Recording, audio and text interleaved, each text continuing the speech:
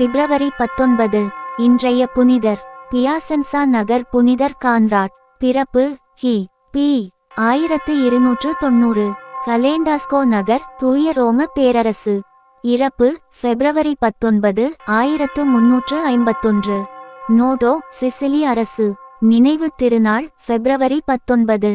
கொர்ராடோ கான்ஃப்ளோனியேரி எனும் இயற்பெயர் கொண்ட இவர் நகரின் முக்கிய பிரபுக்கள் குடும்பத்தில் பிறந்தவர் ஆவார்.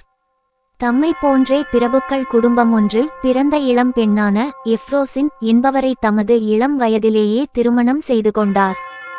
எல்லா இளைஞர்களைப் போலவே வாழ்க்கை இனிமையாக சென்றது. ஒருநாள் தமது வீட்டின் அதிகார வரம்புக்குள்ளேயே வழக்கமான பொழுதுபோக்கு அம்சமாக இவர் விளையாடும் வேட்டையின் போது புதர்களினூடே இருக்கும் ஜீவராசிகள் வெளிவரும் என்பதற்காக தமக்கு துணையாக வந்த பணியாளர்களிடம் பக்கத்திலுள்ள புதர்களுக்கு தீமூட்ட சொன்னார். எதிர்பாராவிதமாக காற்று திசை மாறி வீசவே சிறு தீ பக்கத்திலுள்ள வயல்வெளிகளுக்கு பரவி பின்னர் அருகாமையிலுள்ள காட்டில் பரவியது. அங்கிருந்து உடனேயே தப்பி ஓட்டினார் கொர்ராடோ. ஒன்றுமறியா அப்பாவியான விவசாயி ஒருவர் குற்றம் சாட்டப்பட்டு சிறையில் அடைக்கப்பட்டார். குற்றத்தை ஒப்புக்கொள்ளும்படி துன்புறுத்தப்பட்டார். பின்னர் மரண தண்டனை விதிக்கப்பட்டார். கொர்ராடோ பகிரங்கமாக தமது தவறை ஒப்புக்கொண்டார். அப்பாவி விவசாயியின் உயிரை காப்பாற்றினார். ஏற்பட்ட நஷ்டங்களுக்கு நஷ்டஈடாக அவரது சொத்துக்கள் அனைத்தையும் நகர நிர்வாகம் பறிமுதல் செய்து கொண்டது. திடீரென ஏழ்மை நிலைமைக்கு தள்ளப்பட்டதாலும் கொர்ராடோ வின் கோழைத்தனத்துக்கு ஈடு செய்யும் சுய தண்டனை முயற்சியாகவும் கொர்ராடோவும் அவரது மனைவியும் இந்நிகழ்வில் ஆண்டவரின் கைகளை கண்டனர். இதன் விளைவாக கி. பி. 1315 ஆண்டு கொர்ராடோவும் அவரது மனைவியும் பிரிய முடிவு செய்தனர். கொர்ராடோ 3ஆம் நிலை பிரான்சிஸ்கன் துறவியர் சபையில் இணைந்தார்.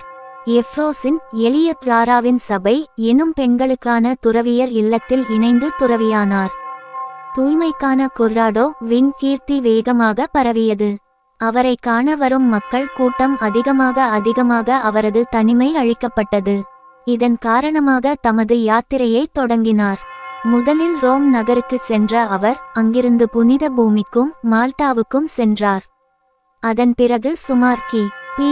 1340 ஆண்டு சிசிலியிலுள்ள ஒரு தொலைவான இடமான பலெர்மோவுக்கு சென்ற கொர்ராடோ 11 வருடங்கள் தமக்காகவும் உலகத்துக்காகவும் செபத்தில் ஈடுபட்டிருந்தார்.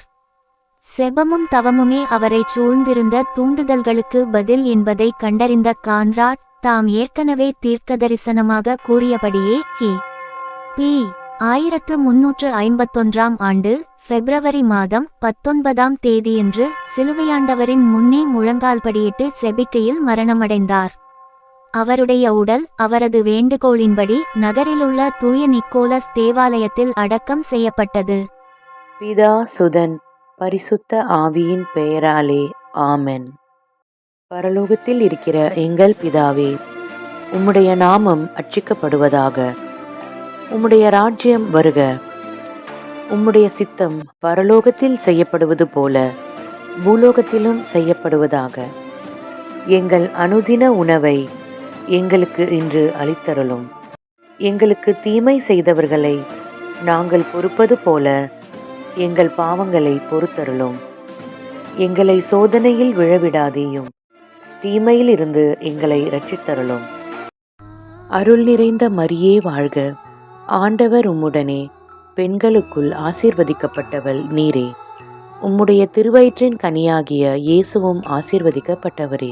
அர்ச்சிஷ்ட மரியாயே, சர்வேசனுடைய மாதாவே, பாவிகளாயிருக்கிற எங்களுக்காக எப்பொழுதும் எங்கள் மரண நேரத்திலும் வேண்டிக்கொள்ளும். ஆமென். பிதா சுதன் பரிசுத்த ஆவியின் பெயராலே ஆமென்.